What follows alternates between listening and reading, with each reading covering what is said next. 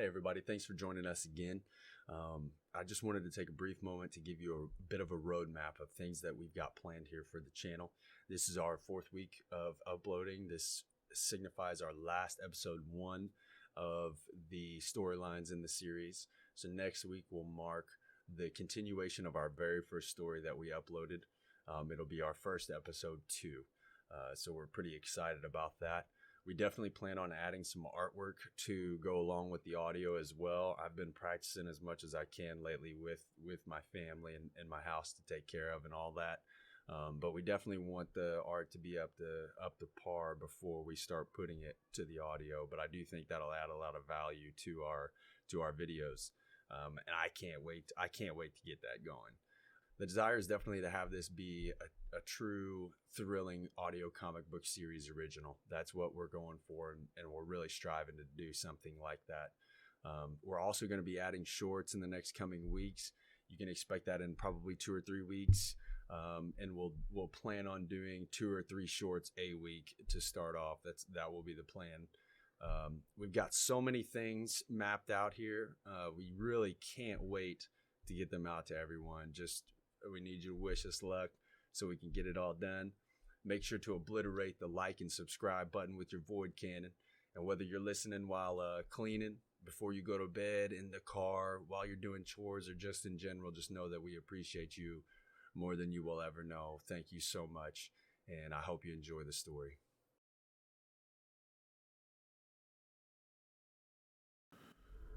Vast scenic valleys where sunlight casts shadow over unexplored rivers.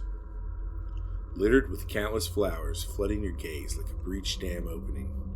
Sounds of crackling electricity and pages turning in a book. What was that? Like being thrown down a well, everything rushes away from you. It's dark. The smell of dirt and vegetation creeps into your nose. Lush forests, impossible to see through the density. You hear birds chirping and quaint dripping as water falls off the trees above. Consumed in a whirlwind of smoke constricting your lungs, as if in the grip of Phaeton himself. Light emerges as cold air chills your very bones. A frozen wasteland. Seemingly void of life, eerie and lonesome. Air hisses past your beet red ears, forcing your eyes closed. The bite of the cold changes. The snow now feeling like coarse, hot coals beneath your feet.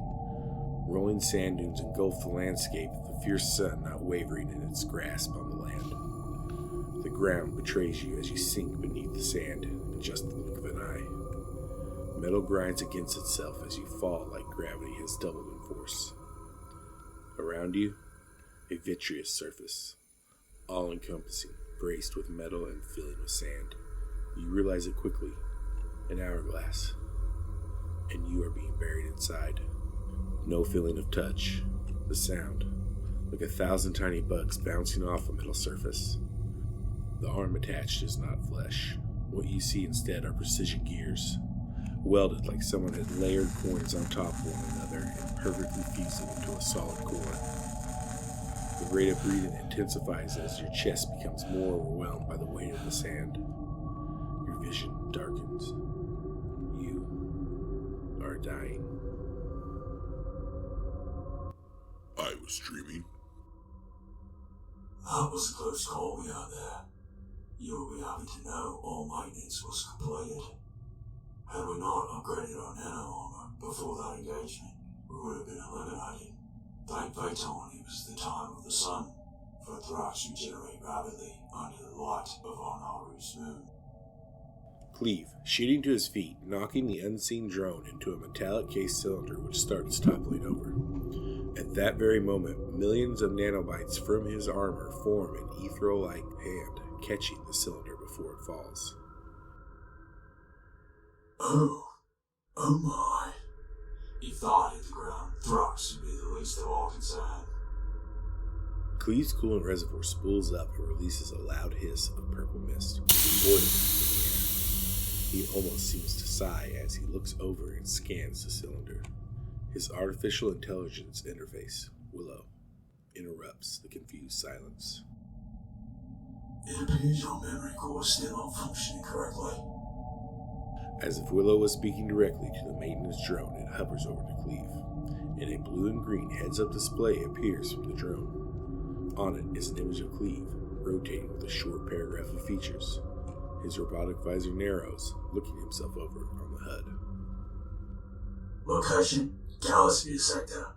Honoru, a small rocky planet with non-intelligent life forms. The presence of particularly dangerous native creatures have been noted. Using the HUD, Cleeve zooms in. 2 braided metallic coolant lines arc from the rear of his head down to his upper back, where a tank is present.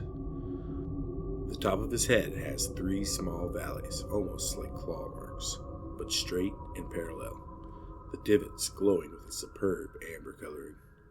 His face, partially covered by a gray static visor, his eyes glowing the same amber hue, a nose, almost non-visible with 3 distinct slits sitting slightly above his mouth. A broad jawline supports his mouth, protruding forward. Lined with razor-sharp teeth, pale purple skin exposed ever so slightly amongst the highly mechanical being. Cleeve zooms out of the HUD, examining a humanoid body with 2 arms and 2 legs. Humanoid feet with only 2 oversized toes each. A thick body with great stature. A nanotech multitool seamlessly rolls over his arm like a fog. The other, missing all appendages, only a green glow illuminating from the end, rotating fins covering an eternal vortex of energy. Your void cannon proved most effective against those 4 threat we encountered. Faint memories flash into Cleeve's head. The smell of blood and decay swell through your nose vents.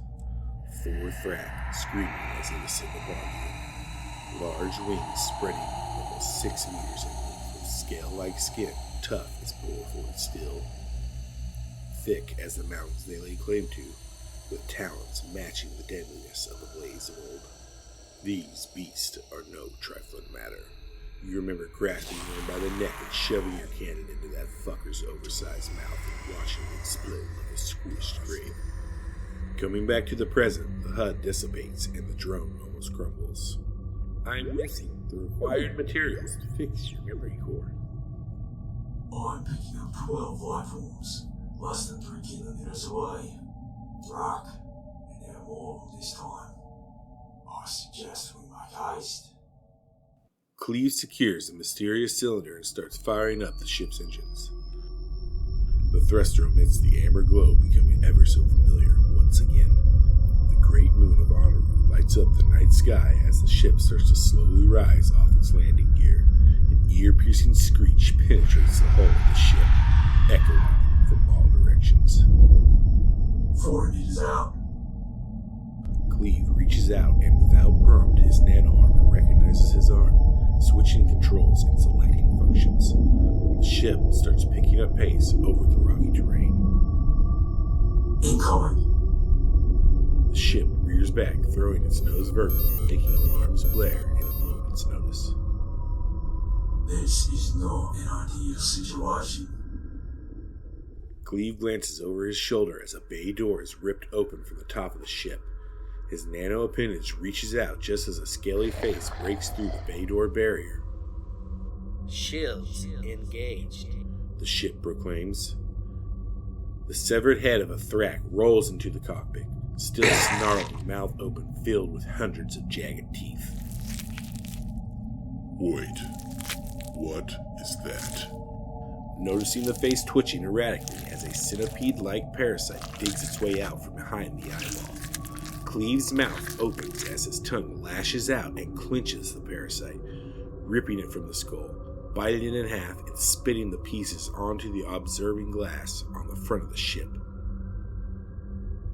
A synagogue, a mind control parasite. Why would they be here? Cleeve ominously glances over to the cylinder. Right. The ship breaks through the clouds, launching itself into orbit.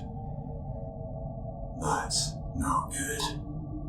Time to find some answers. The maintenance drone's front compartment opens up and produces a cloth, scrubbing the floor and observation glass with its mechanical arm. Cleeve walks through the ship, checking logs and plotting a course on the navigation HUD. I suggest we head to Troll and secure the Park Street memory core. It is the closest destination. Though it might be possible to also acquire a job, I would suggest a full dock to repair our damaged bay door. And something tells me we aren't the only ones in search of that cylinder. I'm sure the Cinecac being involved spells trouble. My scanners have picked up parts of a transmission from what seems to be a ship in distress. Cleeve looks over the HUD as Willow initiates the partial transmission. This is Captain Nern of the Yolti engineering vessel. You're en route to investigate an anomaly in the motion sector. All attempts to hail it have proved ineffective. All crew, evacuation. That is the end of the recording. Not much information, I'm afraid. Though through the encryption, I've deciphered that they are of the Rispru race. It's always something. As he seems to drift away, daydreaming. Tarola, it's been a long time. You can almost picture the rotating mass of metal. 4 large antennae penetrate outward from the massive oval-shaped city, 2 above, 2 below. Orbiting the planet Theon and centrally located between the Losan and the Galasphere sector, the planet emits a beautiful turquoise illuminating the great city. Tarola never stops, a bustling hub with thousands of races traveling through the voids of space, resupplying and trading hundreds of thousands of residents and merchants from every corner of the galaxy. A dangerous place run mainly by thugs, one in particular, Keltro.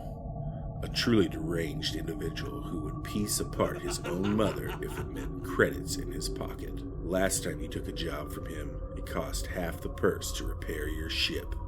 The maintenance drone interrupts, holding out the severed Thrak head and its mechanical arm.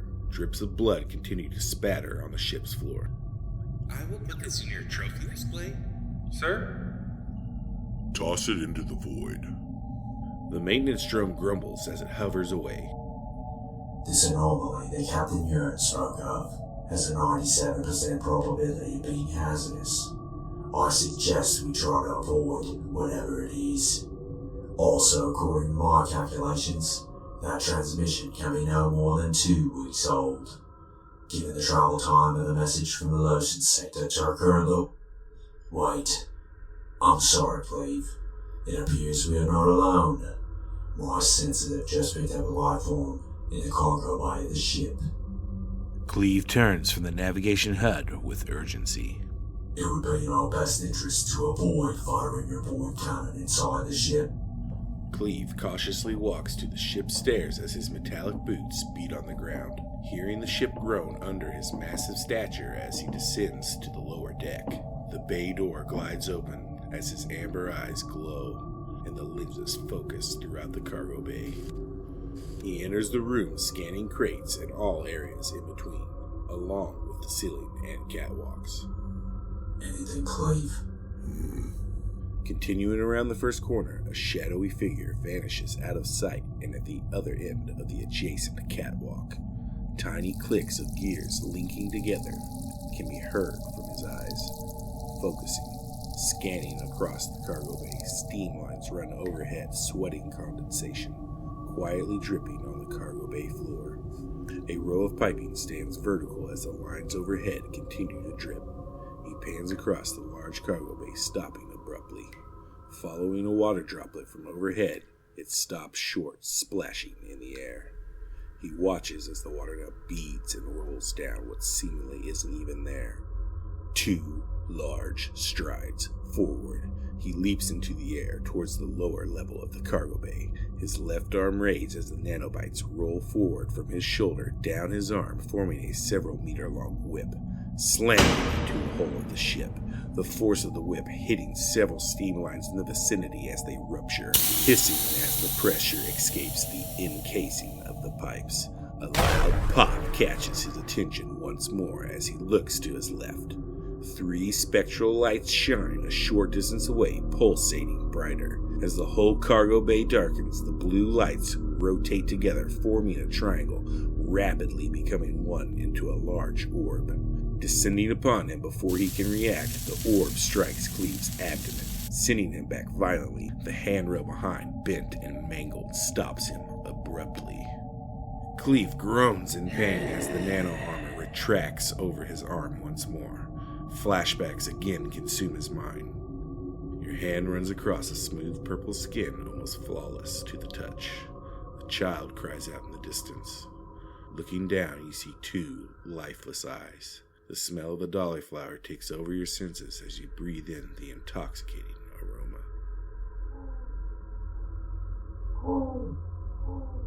Cleeve! Cleve's eyes glow back to life. Without hesitation, he lunges forward as millions of nanobites rapidly consume the air in front of him, forming into a large hammer. As he swings, the hammer stops suddenly several inches from a structural beam. Electricity crackles and flashes of light white appear between the hammer and the beam. As the cloaking device dissipates, a face appears, mouth open, spewing blood that pools on the floor below. The head, decimated and contoured to the shape of the hammer. The eyes, lifeless, bulging outward. Cleve's abdomen, cauterized, as smoke bellows from the wound. A gas cylinder on the other side of the bay tumbles over, drawing his attention. As he turns, the lifeless body falls to the floor, making a light thud. 3 more blue orbs rotate, forming into one, diving and rolling as the orb fires forward, skimming the bottom of his boot as he rolls behind a crate. On one knee, he places his arm to the ground. The nanobites descend to the floor, encasing the ground like a blanket of smoke, rolling forward, examining what they touch. Coming to the end of the catwalk, the fog, without hesitation, churns and spirals upward, entangling a figure. Insects! The entangled creature grunts as the armor pulls him to Cleeve, who is back upright, his cannon spooling up as the fins rotate at a high velocity, the creature struggling against the armor, dragging him down the catwalk. As it grips even tighter, you hear the creature wince from pain. The cloaking dissipates. Pale yellow skin with speckles of blue appear. Vividly purple eyes straining for the armor, constricting his body. 2 rows of teeth that look like they have been filed down with small gaps between. Why are you on my ship? The creature replies, his voice almost like a whisper of shadows coming from the beyond. The fragments of the call released beckons us. Unity invokes encompassing darkness. Darkness is irrelevant. The void cannon's glow intensifies. The Aru's eyes bulge outward as Cleeve constricts his body tighter. I would refrain from letting in. Perhaps it could be of use to us. Lifting the Aru off the ground, Cleeve sniffs the air as his nose bends flare. The Aru's lungs scream to life, gasping for oxygen. Cleeve slams him against the cargo bay wall, his light purple skin and muscular arm exposed, as the armor leaves him, encasing the pest to the wall. The Aru speaks. The same voice of shadows chills Cleve's skin as he steps away. We are nothing will halt our pursuit. An army of Woncs cannot stop what is coming. Your time among the stars is at its end. Looking down at his abdomen, still smoldering, Cleeve steps back towards the Aru, slamming the front of his cannon against its face, buckling his head against the hull. Skin sears and fillets as he screams in agony. The main fin of the cannon shreds yellow skin onto the surrounding areas. Pressing harder, you can hear the sizzle and smell flesh burning against the energy inside the vortex. The screams come to a slow stop and the body goes lifeless. Pulling back and retrieving his armor from the entangled Aru, its body falls limp on the floor and its head half gone and melted away, drips blood on the deck below. I'm not in the mood for any more surprises. You require repairs. We seem you've drawn more attention than we wanted. We are 72 hours out from Torola. MD will get you patched up and back to full strength by our arrival. Along with the new mess in the cargo bay area, I'd now like to clean up. Your repairs should be right on schedule. The drone hovers over Cleeve as a blue light scans the injury for a few moments, then dissipates. A small canister appears off of a tray as the drone's mechanical arm reaches over, grabbing the canister. Thousands of nanobites work together, sloshing back and forth inside the open cavity, sewing and stitching themselves together, filling the void and forming a metallic patch and dissipate as if never there. Rest, Cleeve. I will wake you upon approaching Torola.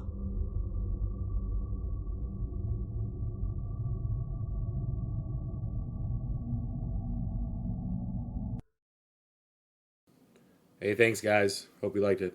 More to come. Thank you everyone so much for listening. Hit the like, subscribe, and notification bell to be notified of weekly uploads. We really hope you enjoy this journey you take with us. For those of you that made it this far, I appreciate you. And if you wouldn't mind, leave a comment down below letting me know your favorite part of the story, or maybe some things that made you really feel immersed in the story. Any feedback is greatly appreciated.